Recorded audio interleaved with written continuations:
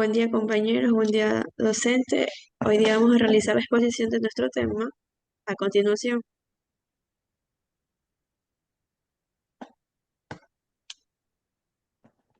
nuestro grupo está conformado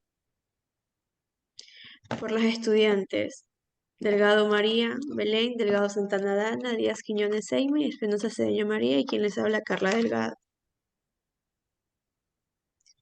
Tema: sensopercepciones. Para comenzar a hablar del tema de nuestro grupo tenemos las sensopercepciones. Este es el proceso mediante el cual recibimos la información de los estímulos sensoriales a partir de nuestros sentidos a través de la información pues codificada y procesada en nuestro cerebro, y puede generarse una experiencia perceptiva consciente al momento pues de recibir estos estímulos para poder así percibir las sensaciones. Recuerda, nosotros interpretamos y entendemos el mundo que nos rodea gracias a los estímulos porque somos capaces de sentir y percibir lo que nos rodea en el entorno. La sensopercepción o percepción sensorial es un proceso a través del cual captamos los estímulos a nuestro cerebro para que puedan ser estos procesados e interpretados a nivel cerebral. La sensopercepción o percepción sensorial es un proceso a través el cerebro capta la información recibida y podemos de esta manera pues generar los estímulos a nivel cerebral. La interpretación se realiza a través de los estímulos que se perciben no de una manera neutral, sino que se basa únicamente en las características físicas del entorno que nos rodea. Los componentes de la sensopercepción consta de dos partes, la sensación y la percepción. La sensación es un proceso neurofisiológico que implica la recepción de la información, es decir, mediante los receptores sensoriales que están distribuidos por el organismo, que proviene de nuestro propio cuerpo y entorno. Los tipos de sensaciones vamos a encontrar tres: las interoceptivas, las propioceptivas y las ecteroceptivas.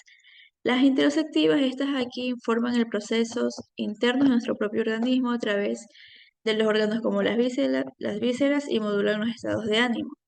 Las propioceptivas, pues, estas sirven para situar a nuestro cuerpo en el espacio, procurando así poder recibir la información sobre la postura o el movimiento. Y las últimas son las exteroceptivas, pues estas proporcionan los datos mediante los sentidos del ser humano, por ejemplo, el gusto, visión, el olfato, la vista y el tacto.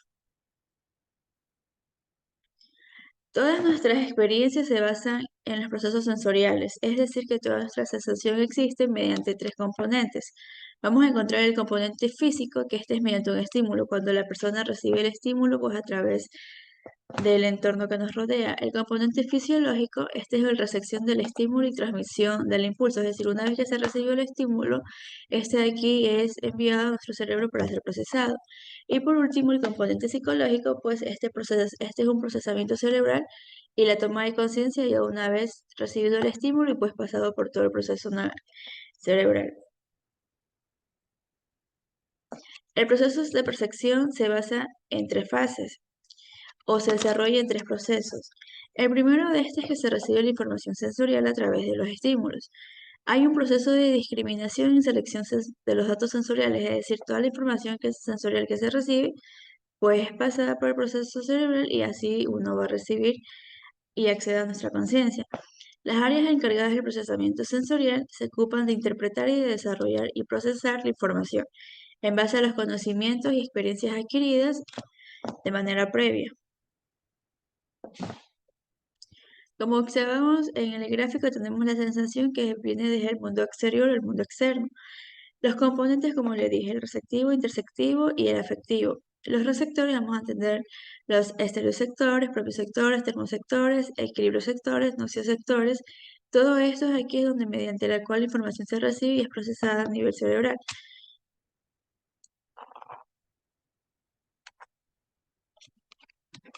Ya también tenemos lo que es los procesos sensoriales, que es la forma en cómo captamos la información mediante a través de los sentidos. Es decir, una vez que se registran, estas sensaciones son enviadas a nuestro cerebro para ser procesadas. Desde que nacemos, los sentidos son funcionales y permiten ir accediendo a la información sensorial que nos rodea mediante la estimulación y la acción. Alrededor de los 5 o 6 meses, los bebés ya perciben al mundo a través de las sensaciones, ya pueden asimilar como si fueran un adulto. La recepción de la información de los 7 sentidos se combinan y coordinan para poder generar así una información mucho más concreta y una experiencia sensorial y perceptiva a manera general y manera completa. Las etapas de la organización sensorial, vamos a tener tres efectos. Los efectos desencadenantes: un sentido recibe la información de un estímulo y solicita que éste tenga la cooperación de los demás sentidos, de manera general. Los efectos simultáneos: un solo estímulo provoca que varios sentidos intervengan al mismo tiempo al momento de realizar la acción. Y los efectos inhibidores: estos varios sentidos actúan en un primer momento y de forma selectiva al final, pues ya la información es procesada y donde se puede inhibir uno o más sentidos. La organización perceptiva. Esta información puede estar determinada por los siguientes aspectos: los de tipo fisiológico, como la cualidad de los receptores sensoriales, es decir, que en este de aquí, por ejemplo, se analiza el estado de ánimo de la persona, sus emociones, la edad. Los de tipo psicológico son como la motivación, o sea, qué tan motivada esté la persona al momento de recibir o percibir estas sensaciones, las expectativas o el contexto cultural. Y los de tipo mecánico, pues estos son la intensidad del estímulo, es decir, de qué manera es percibido el estímulo al momento de que éste llega al nivel cerebral. En esto aquí vamos a encontrar lo que es la percepción visual. En la percepción visual, pues los recién nacidos discriminan preferentemente ciertos estímulos al momento de nacer. Los que ellos son los más atractivos, por ejemplo, los que son más brillantes, los que se puedan mover y los que tengan colores, los que producen y los que producen sonido. Estas preferencias visuales son innatas, lo que significa que el sistema perceptivo está condicionado desde el nacimiento para que atienda a los ciertos estímulos frente a los demás otros para ser interpretados. Este también va adquiriendo eficacia y funcionalidad relativa con la rapidez de que se avanza pues en tanto a la edad en el momento de que son pequeños. Vamos a tener también lo que es la percepción auditiva, que es otro proceso. Esta de aquí es una sensación auditiva, es más o menos similar a lo de la visión. El recién nacido no suele oír al momento, pero aunque el oído irá afinando su capacidad progresivamente, haciendo que el bebé vaya adquiriendo lo que es la intensidad de los sonidos. Los ruidos fuertes y estridentes le provocan malestar y los sonidos de la voz de la madre o la música, esta vez que en cambio son relajantes y tranquilizantes para el bebé. Los niños muestran preferencia a determinados sonidos sobre otros, especialmente a la voz humana. La voz humana para ellos pues tiene una mayor afinidad y una mayor suavidad pues al momento de ser escuchada. A los 3 o 4 meses ya son capaces de identificar las voces de los niños y de reconocer la voz de su madre. La madurez auditiva se completa en torno a los 4 o 5 meses del recién nacido. Tenemos también lo que es la percepción gustativa. Los bebés presentan preferencia por los sabores más agradables. Por ejemplo, vamos a tener los dulces y no van a tener tanta preferencia o tanto sentido del gusto con los olores menos agradables, por ejemplo, los que son salados o amargos. Para esto vamos a encontrar lo que son las papilas gustativas, que vamos a encontrar las del sabor dulce, que es donde está la parte amarilla indicada. Las papilas del sabor salado son donde está el color verde, que es como queda casi en el medio de la lengua. Las papilas para el sabor ácido a un costado, las que están de color azul, y las papilas para el sabor amargo, pues en la parte superior están de color rojo. Cabe destacar que los sentidos del gusto es el más especializado de todos, es decir, que es uno de los más complejos y más completos. Disponemos más de 10.000 papilas gustativas y somos capaces de detectar los 4 sabores al momento de recibir o procesar la información. Por ejemplo, también podemos ver las características o las sensaciones como si es áspero, si es blando, si está duro, si está seco, entre otros. Vamos a tener también lo que es el procesamiento táctil. Es uno de los estímulos táctiles, es esencial, ya que somos capaces de interpretar la realidad a través de nuestra piel y el contacto exterior. Normalmente el primer contacto suele ser con la piel de la madre, mediante las caricias y los arrullos pues, que hace la mamá en este momento, lo que genera un fuerte vínculo que tenga el niño con la madre y esto se genera una experiencia sensoriperceptiva táctil. A través del contacto de la piel, el niño es capaz de captar las vibraciones y de generar experiencias conscientes y sentimientos relativamente los cuales cumplen un papel fundamental en la construcción y desarrollo visual socioafectivo.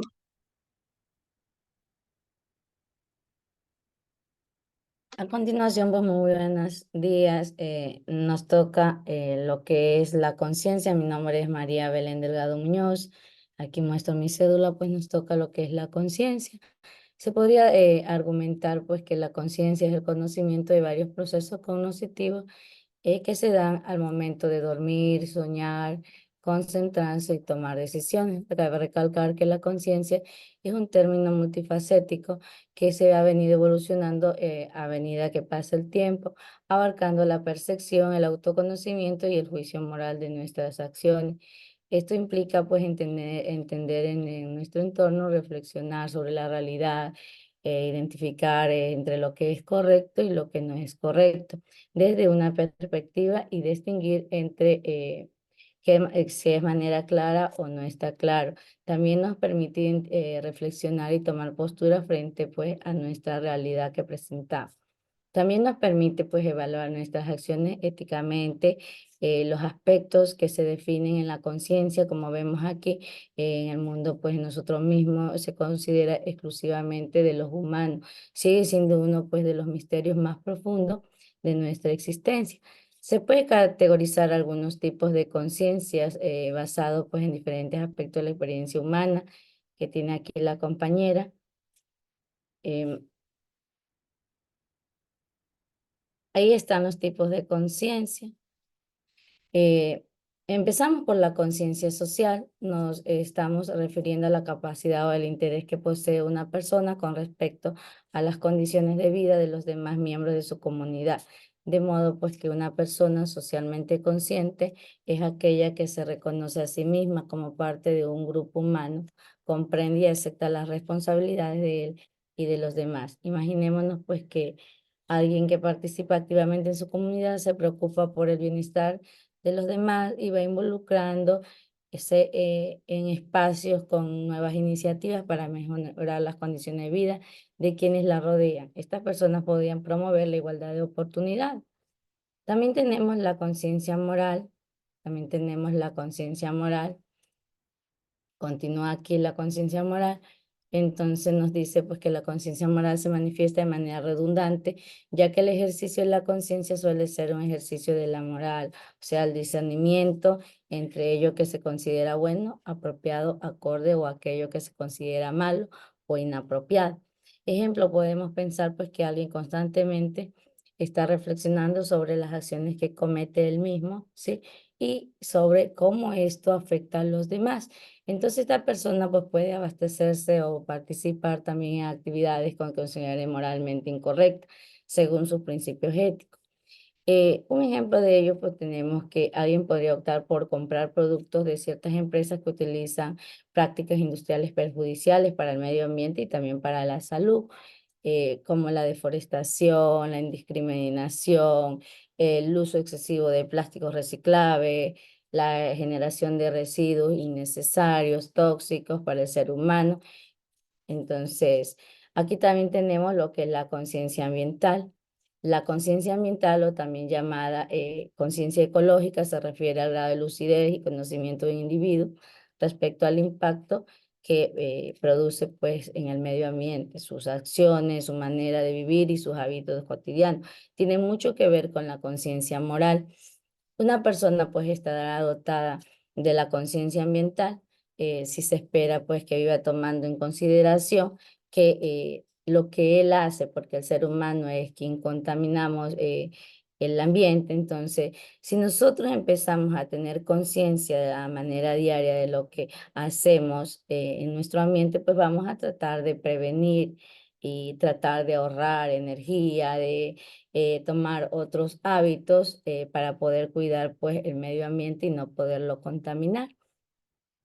También tenemos lo que es la conciencia infantil y teoría de la mente.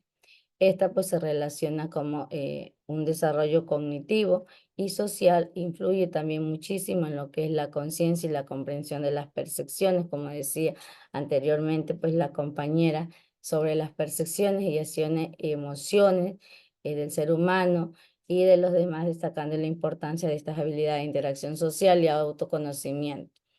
Imaginemos a un niño, pues, a medida que crece, va aprendiendo a reconocer y a comprender sus emociones, la de sus amigos.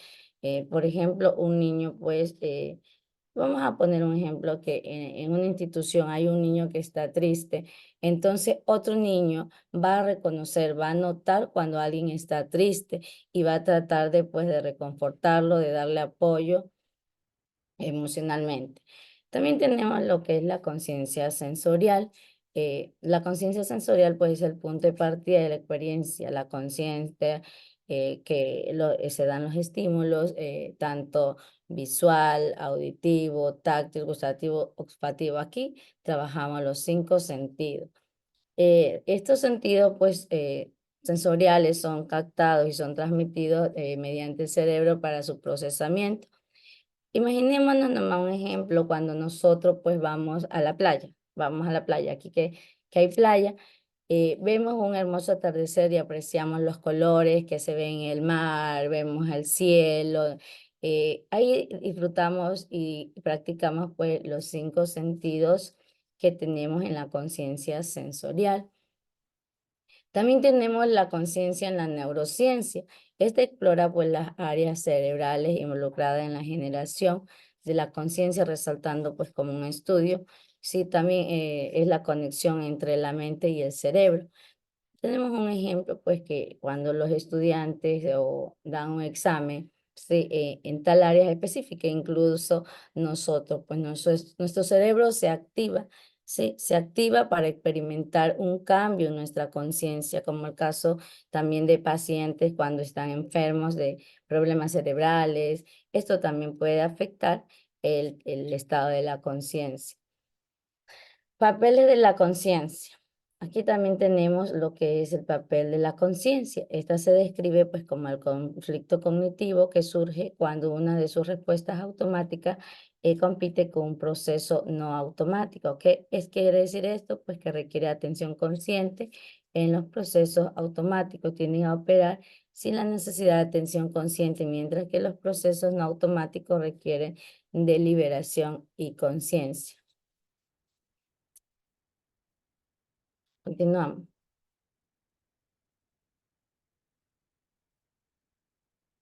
Listo. También tenemos aquí lo que es las limitaciones de la conciencia.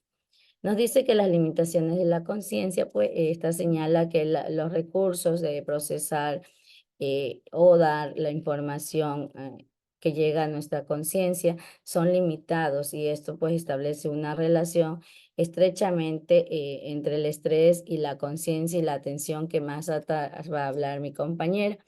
Un ejemplo de esto, pues, con la práctica, nosotros cuando vamos a conducir un automóvil, pues rápidamente la conciencia se activa de manera automática, al punto, pues, de que podemos estar consciente y no consciente. Por eso es importante que cuando vayamos a manejar un auto, no estemos utilizando el celular, porque pues hay limitaciones en nuestra conciencia que podemos hacer algo y descuidarnos pues de otro.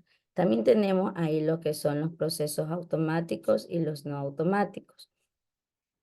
Los procesos automáticos tienden a valorarse inconscientemente con las prácticas, mientras que los procesos no automáticos pueden requerir conciencia y atención, incluso después de un tiempo. También tenemos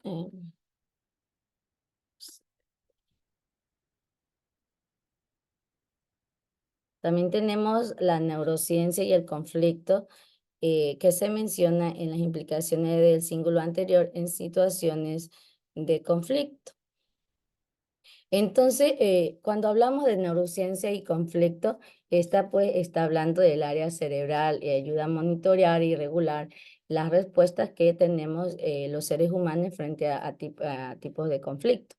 Se cree que, pues, que intervienen en la detección de discrepancia entre la información recibida, la necesidad de tomar una decisión. Esta región, pues, también involucra el control cognitivo. Nos ayuda pues a seleccionar las respuestas más adecuadas en situaciones que hay competencia entre diferentes respuestas o demandas. Un ejemplo de ello pues nos ponen un examen con 4 opciones. Si el estudiante no ha llevado a cabo su estudio con anticipación, pues va a tener que elegir entre 2 respuestas que sean similares o que aparentemente pues sean correctas. Ahí participa el conflicto cognitivo y la conciencia rápidamente pues se activa. También tenemos los estados de conciencia. Dentro de estos estados de conciencia, normal se destaca pues el estado típico de alerta y percepción del entorno, de durada de vigilia. También tenemos el estado de meditación.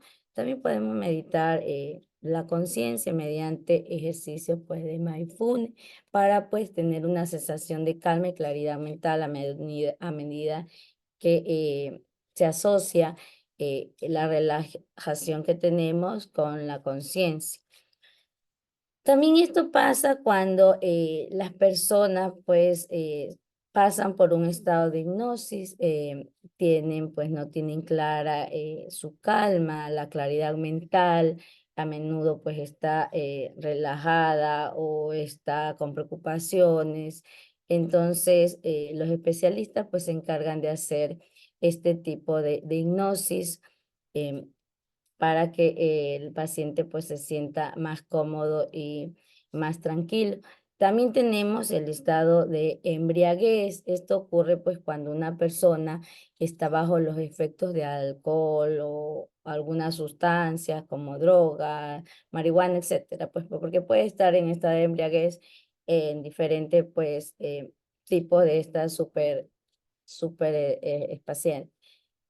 estupefaciente. Entonces, cuando está ahí, en este estado de embriaguez, pues la persona suele perder su juicio, o llamado así, o se altera pues su percepción.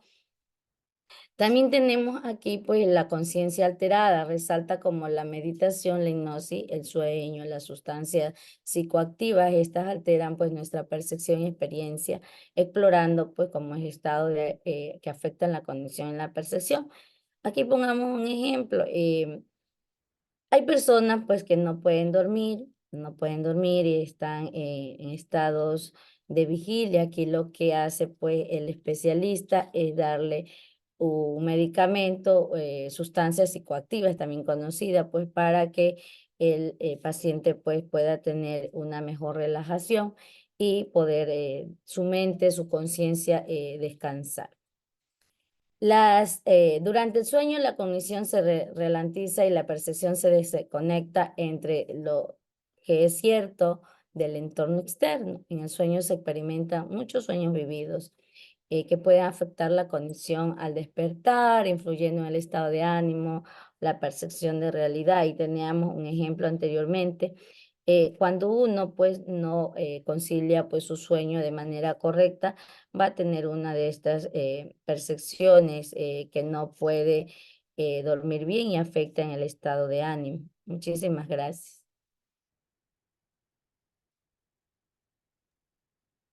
Buenos días, profesora. Mi nombre es Dana Delgado y yo les voy a hablar sobre la atención. Bueno, la atención se puede definir como la capacidad de generar, dirigir, seleccionar y mantener una activación suficiente, la cual nos permita procesar información relevante. En pocas palabras, la atención es un proceso que se produce a nivel cognitivo y nos permite centrarnos en estímulos relevantes e ignorar los irrelevantes.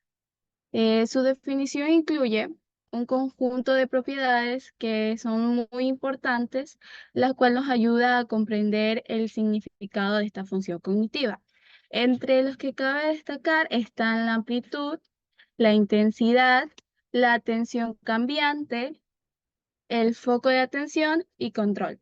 La amplitud es la cantidad de información que podemos procesar simultáneamente y la cantidad de tareas que podemos realizar. Cabe señalar que la atención es un recurso limitado y si bien es posible concentrarse en muchas cosas, a la vez siempre habrá un momento en el cual no sea posible. La intensidad, también conocida como atencional, se entiende como la cantidad de recursos atencionales disponibles ante un determinado estímulo. Esto significa que nuestro nivel de recurso para un estímulo determinado puede variar desde ser capaz de realizar una tarea sin prestar la debida atención hasta otras que son tareas que requieren grandes recursos atencionales. La atención cambiante.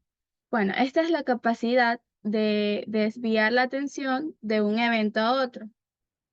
Es decir, el cambio de atención se produce cuando realizamos más de una actividad al tiempo.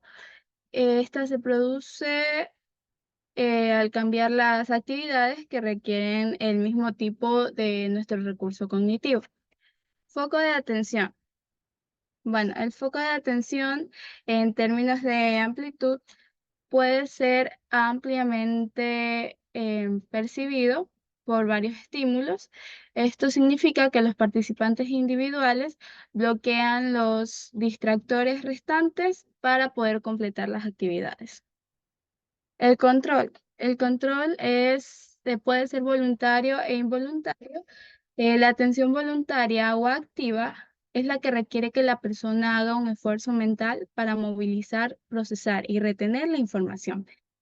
Y esto significa que los individuos controlan y regulan los procesos cognitivos diseñados para realizar las tareas mentales. A continuación, ¿qué tipos de atención existen? Bueno, la atención es un concepto general, la cual puede existir distintas variables en su denominación que hacen referencia a aspectos más concretos y detallados de sí mismo.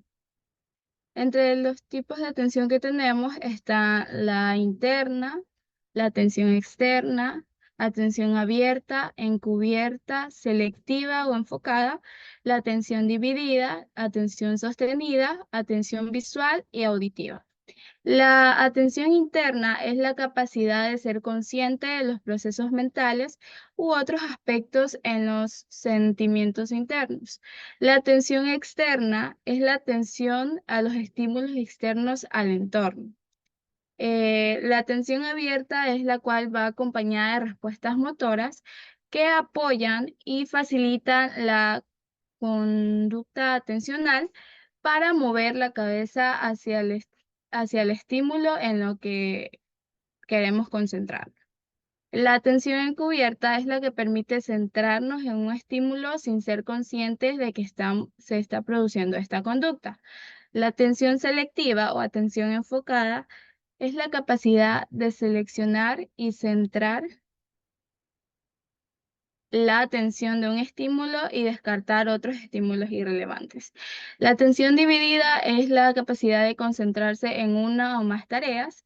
La atención sostenida es la capacidad que tenemos al mantener la concentración y responder adecuadamente durante largos periodos de tiempo.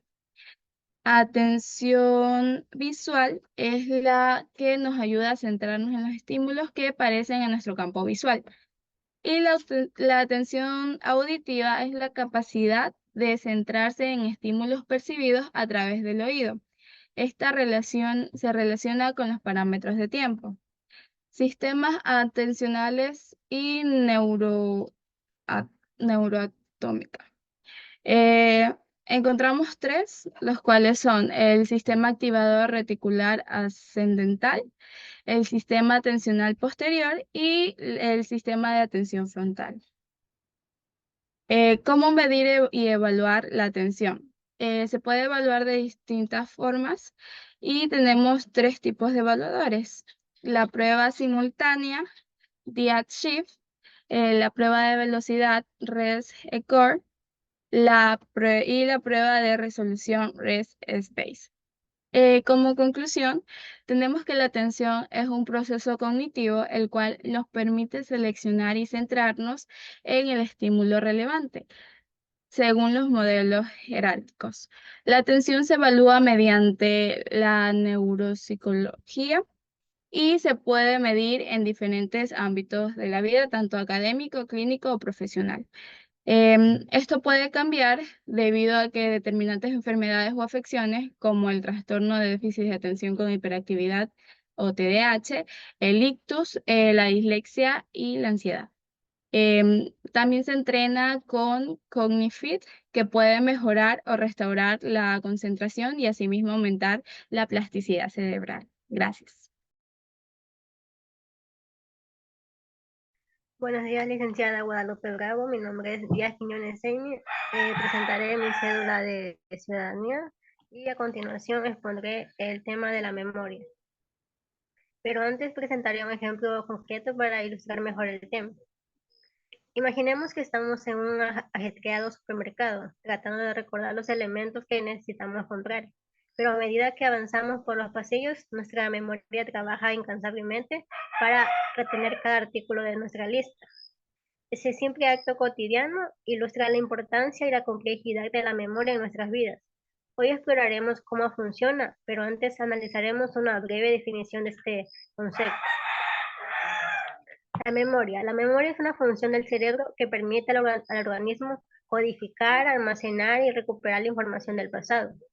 Algunas teorías afirman que surgen como resultado de las conexiones sinápticas expectativas entre las neuronas, lo que crea redes neuronales. Estos modelos de procesamiento se generan a través de registros sensoriales como el visual y el auditivo. La conceptualización actual de la memoria. Actualmente los psicólogos consideran que la memoria como es el proceso mediante el cual codificamos y recuperamos información. Es decir, la memoria humana se parece en algunos aspectos al sistema de procesamiento de la información de un ordenador o computadora. Los parecidos entre el ordenador y el cerebro es que se reducen a que ambos se utilizan para el almacenamiento y procesamiento de información y para ejecutar tareas, y a partir de ahí el resto son solo diferencias. El estudio de la memoria según el modelo de Charles. Sus estados se recogen en sus obras acerca de la memoria publicada en 1885.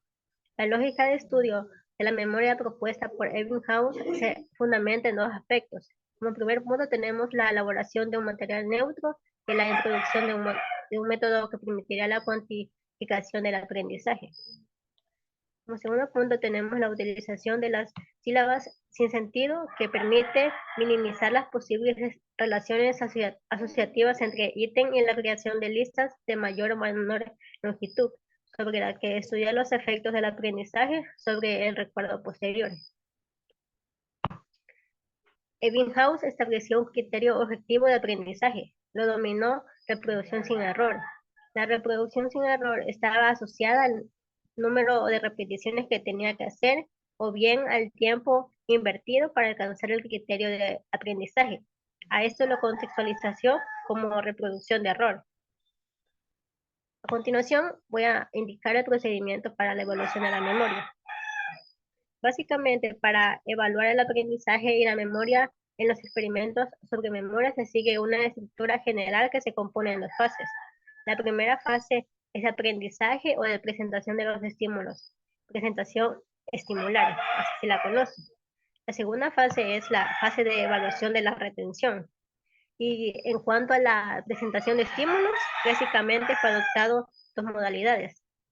La primera es los estímulos sensoriales y la segunda son los pares asociados. La memoria sensorial es el primer sistema de almacenamiento que retiene la información por periodos muy breves de tiempo. Se asume que cada modalidad sensorial, visual, auditiva, táctil, olfativa, tendrá su propio sistema de registro. Por ejemplo, los olores que percibimos cuando vamos caminando por la calle, los ruidos, sonidos o voces que conocemos repetitivamente, las texturas que percibimos al tocar objetos cotidianos o visualizar una escena que nos produce sensaciones de miedo o terror. La memoria a corto plazo se puede definir como el mecanismo de memoria que nos permite retener una cantidad remitida de información durante un periodo corto de tiempo. La memoria a corto plazo retiene temporalmente la información procesada, tanto si luego se desvanece como si después pasa a la memoria a largo plazo. Así la memoria a corto plazo tiene dos propiedades principales. La primera es la capacidad limitada y una duración finita. Por ejemplo, la duración de un recuerdo en un almacén a corto plazo es de unos 15 o 20 segundos, nunca más de 30. Durante ese tiempo de la información es interpretada, organizada para producir una experiencia más significativa.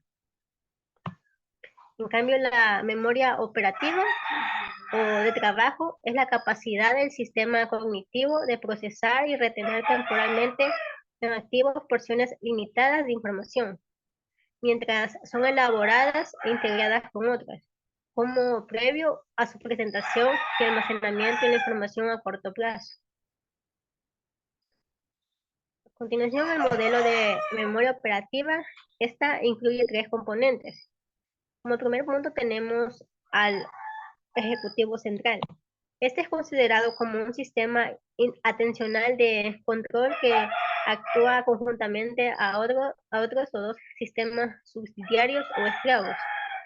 Como segundo punto tenemos al lazo fonológico o lazo articulatorios, implicado en la información auditiva o la relación con el que habla. Como tercer punto tenemos a la agenda visoespacial. Esta está relacionada con la información visual o espacial. La memoria a largo plazo se define como el mecanismo cerebral que nos permite codificar y retener una cantidad prácticamente limitada de información durante un periodo de largo tiempo. Los recuerdos que almacenamos en la memoria a largo plazo pueden durar desde unos segundos hasta varios años. A continuación presentaremos las características de la memoria a largo plazo en cuanto a codificación, capacidad de almacenamiento y duración de la información. La memoria a largo plazo es la capacidad del cerebro para almacenar hechos, conocimientos y destrezas y recuperación más tarde de esos recuerdos. Como capacidad tenemos a circunstancia, conjunto de condiciones, cualidades o actitudes especialmente intelectuales que permiten el desarrollo de algo, el cumplimiento de una función o el desempeño de un cargo. Por último tenemos a la duración. La duración de los contenidos se mantiene durante toda la vida del individuo. Esta característica de duración permanente diferencia clásicamente la memoria a largo plazo de las memorias sensoriales y de la memoria a corto plazo, que son sistemas transitorios. Gracias. Buen día, docente. Mi nombre es María José Espinosa y aquí enseño mi documento de identidad. Siguiendo con la exposición, vamos a hablar sobre la inteligencia. En términos generales, a la inteligencia se la puede describir como la capacidad para percibir y retener información como conocimiento para luego poderlo aplicar a los comportamientos adaptativos dentro de un entorno o de un contexto. La inteligencia necesita tres elementos que son la capacidad de adquirir el conocimiento, que este está dado por la herencia biológica, los conocimientos adquiridos, que están dados por las oportunidades de vivir, y el uso que hacemos con estos conocimientos adquiridos, que esto, bueno, está en base a las experiencias vividas. El concepto de inteligencia prima desde los principios del siglo XX, con Charles Spearman, quien identificó o quien denominó que la inteligencia era bastante general. Es decir, él consideraba que aquellas personas que son brillantes dentro de un área van a destacar en otras áreas también. Alrededor de 1938, Thornton refuta este concepto que tenía Spearman, ya que él indica que la inteligencia comprende 7 habilidades mentales que son independientes entre sí. Y dentro de estas habilidades mentales está la habilidad espacial, la rapidez perceptual, la habilidad numérica, el significado verbal, la memoria, la fluidez verbal y el razonamiento. En 1971, para el psicólogo Cattell, él identificó o él sostenía que existían 2 tipos o 2 grupos de habilidades mentales. Dentro de ellas está el primer grupo, que es la inteligencia cristalizada, que es aquella que incluye habilidades como el razonamiento, habilidades verbales numéricas. Consideraba que este tipo de inteligencia se recibe o se adquiere a través de la experiencia, es decir, a través de la educación formal, a través de la educación que todos recibimos. El segundo grupo de habilidades mentales está dado por la inteligencia fluida, que son las habilidades como la ingeniería espacial, visual, la habilidad para detectar detalles visuales, la habilidad para la memorización, y se consideraba que tanto la educación como otros tipos de experiencia tenían muy poco efecto o muy poca relevancia en este tipo de inteligencia. Ya un poco adentrándonos a fechas un poco más cercanas a las de nosotros, entre los 80 y los 2000, Sternberg consideraba o propuso una teoría, la teoría triárquica de la inteligencia, es decir, tres tipos de inteligencia. La inteligencia analítica, que se enfoca en la habilidad de aprender cómo hacer las cosas, adquirir nuevos conocimientos, resolver problemas y realizar tareas con eficacia. Para Sternberg, este tipo de inteligencia, la inteligencia analítica, era la que permitía evaluar o permitía realizar los test de inteligencia. El segundo tipo de inteligencia era la inteligencia creativa, que es la habilidad para ajustarse a nuevas tareas, usar nuevos conceptos, combinar la información de manera novedosa, responder con eficacia, encontrar soluciones a los problemas, no, responder con eficacia y adaptarse creativamente. El tercer tipo de inteligencia, grupo de inteligencia, que era la inteligencia práctica, y que esta sí es la capacidad de encontrar soluciones de manera, encontrar soluciones, permite adaptarse creativamente, permite sacar partido de los talentos que tenemos, buscando situaciones que se adecúen a las habilidades. Según Sternberg, él aseguraba que aunque la inteligencia práctica no se enseña en la escuela, es igual o un poco más relevante o más importante que la analítica, porque permitía que la gente tuviera éxito en el mundo. Ya con términos un poco más conocidos entre nosotros, encontramos a Gardner y sus colaboradores en Harvard, quienes impulsan la teoría de las inteligencias múltiples.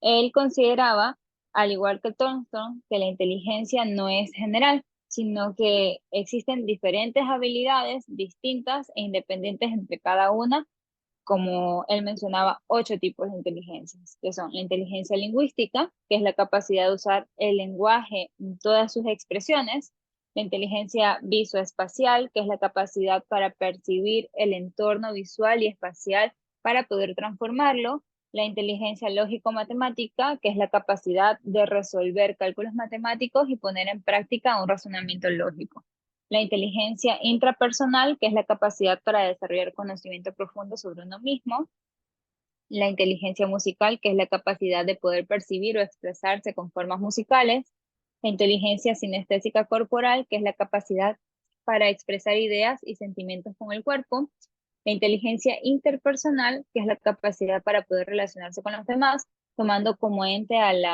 como pilares la empatía y la interacción social; y la inteligencia naturística, que es la capacidad de reflejar la habilidad para entender y relacionarse e interactuar con el mundo natural.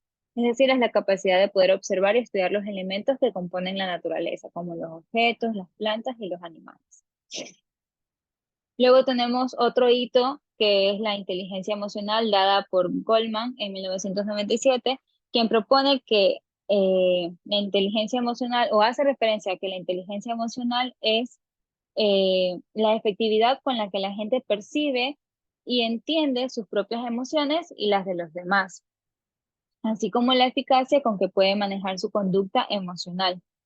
Goldman afirma que una de las razones por las que las pruebas del coeficiente intelectual en ocasiones no logran predecir con precisión el éxito es porque no se toma en consideración la inteligencia emocional, solamente se toma en consideración la inteligencia o la adquisición de habilidades por medio de la educación.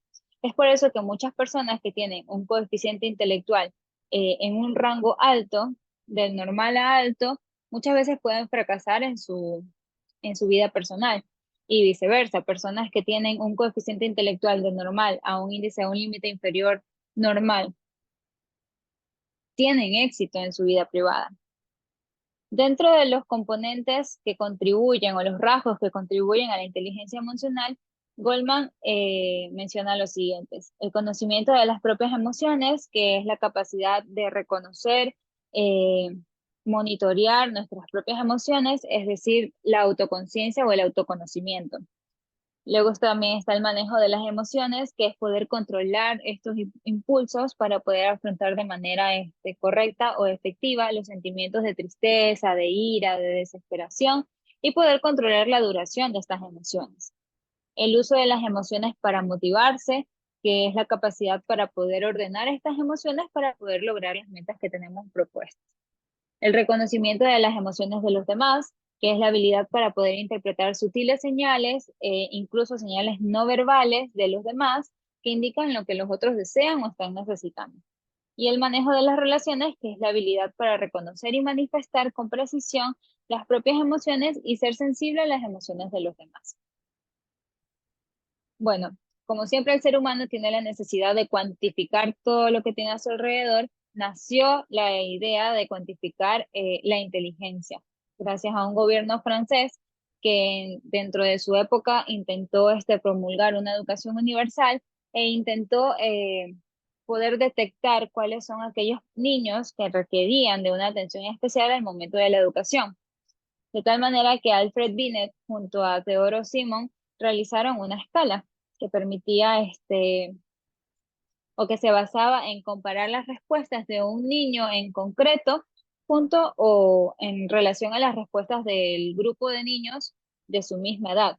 De ahí nació el cociente intelectual, que matemáticamente se expresa por la edad mental dividida para la edad cronológica por 100. Esta fórmula va a dar un resultado que se lo puede llevar a una escala. De 85 a 115 es considerado un cociente intelectual normal. Por encima de 115 ya se habla de una inteligencia superior, una persona dotada o un genio. Y por debajo de 80 estamos hablando de personas que tienen dificultades en el desempeño intelectual. Pero ya por debajo de 70 es una persona que es considerada que tiene discapacidad intelectual. Para poder cuantificar o explorar el coeficiente intelectual, existen 3 áreas principales, que son la inteligencia lógica, que es la capacidad o la habilidad para relacionar entre sí diferentes elementos presentados en conjuntos complejos. La inteligencia numérica, que es la habilidad de utilizar con un método los datos numéricos. Y la inteligencia verbal, que es la capacidad o la habilidad de comprender y utilizar correctamente los datos verbales y las sutilezas del idioma.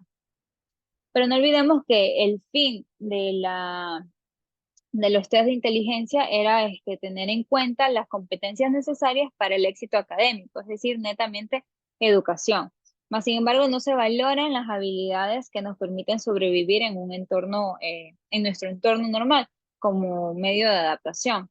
Es decir, que dentro del marco educativo solamente se está enfocando en adquirir conocimientos para conocimientos necesarios para obtener buenas competencias lingüísticas, numéricas o lógicas. Más bien, pero se está dejando a un lado las habilidades imprescindibles para el buen desarrollo de la persona, como la autoestima, las relaciones sociales y el manejo de las emociones. Gracias.